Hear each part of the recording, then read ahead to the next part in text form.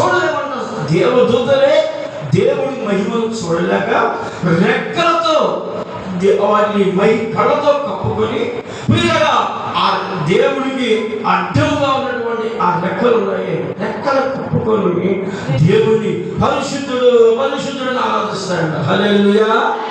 అందుకనే దేవుడికి కెరూబులు సెరూబులు చాలా ఇష్టం. హల్లెలూయా.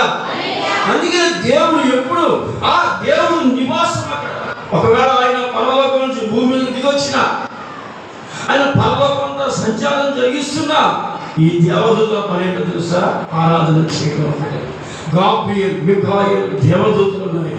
అవి కూడా తక్కువ ఆరాధన చేస్తాయి, కానీ నిత్యము ఆరాధన చేసే ఈ యొక్క సెరాపుడు కెరూబులు దేవుడు ఆ పక్కన కూర్చోబెట్టుకొని ఎప్పుడు దేవుడిని ఆరాధిస్తాడు. దేవుడికి స్తోత్రం. దేవుడు చూడండి ఆరాధికులు ఇష్టపడతాడు. ఆయన ఆరాధించే వారిని ప్రేమిస్తాడు. ఆయన ఆరాధన చేసే వారి వరకు ఎదురు చూస్తాడు. ఆయన ఆరాధన చేసే వారి వరకు ఎదురు చూస్తాడు. ఆరాధనని ప్రేమించేవాడు. అందుకని ఎప్పుడు ఆయన మాట మనకు వస్తాడు. ఆరాధనలో ఆయన ముడుతున్నాడు. ఆరాధనలో నీ రోగాలు పోతాయి, ఆరాధనలో నీ దయ్యాలు పోతాయి, ఆరాధనలో దురాత్మలు పారిపోతాయి. ఎందుకో ఆరాధనలో మనకు తెలియని మహిమ మన మీదకి వచ్చేస్తాం. స్తోత్రం చెప్పబడదాం. హల్లెలూయా. దేవునికి స్తోత్రం. చాలా మంది ఆరాధన ఇష్టపడరు. ఎంతసేపు ఆరాధన చేయాలా? నువ్వు ఎంత ఆరాధిస్తున్నావో, ఏ సమస్యతో నువ్వు వచ్చా, ఏ బలహీనతతో వచ్చినా, ఒకవేళ ప్రియులారా నీకు స్వస్థత కాకపోతే ఆరాధనలో విడుదలైపోతుంది. ఎంతో మంది సాక్ష్యాలు చెప్పారు. హల్లెలూయా.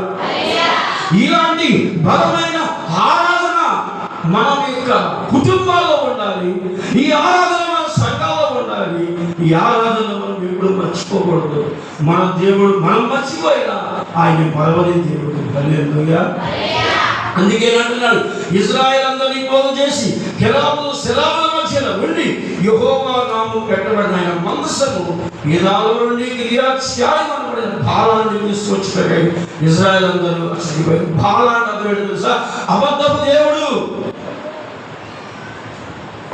ఆ అబద్ధపు దేవుడి దగ్గర ఉన్న ప్రజలందరినీ కూడా దేవుడు విడిపించడానికి ఇగుపిలారా అనేక మంది ఆ బాలాలను ఆరాధన చేస్తున్నటువంటి ఆ భయంకరమైన చాలా మంది ఆ బంధకాల నుంచి విడుదల కలగడానికి దేవుడు ఇశ్రాయేలు మధ్యలోకి మనసాన్ని పంపించాడు. దేవుడికి స్తోత్రం. హల్లెలూయా. ప్రియులారా, సైన్యములు